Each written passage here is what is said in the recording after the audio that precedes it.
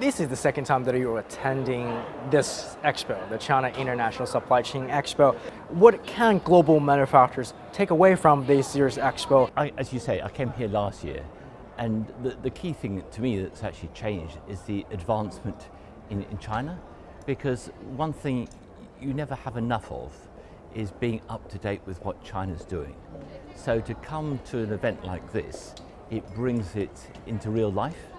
And as soon as you've actually, taking the Chinese phrase of seeing is believing, you now know what the capabilities are, the advancements which have been made, and therefore the opportunities and indeed the options and alternatives available to companies. So one thing that really came strongly out of the discussions this morning is that by having people all come together, the issue of supply chain becomes critical, not in its purity, but in terms of how I work with you, when I've got problems, how we sort them out, how we innovate, how we kind of grow together. Because being a supplier or being part of the chain is all about partnership and collaboration. Chinese President Xi Jinping just recently met with the new British Prime Minister Keir Starmer in Brazil during the G20 summit. Cooperation in a variety of areas was discussed. How does their meeting impact the future of China-UK ties? Well, the conversation that took place in Brazil was a follow-up to a call that was made in August, and also we've had our Foreign Secretary visit China and also visit the Vice Premier, and we've had other, and our Chancellor has been in contact as well. So we've got, it's part of a path that's already started. It's a new journey.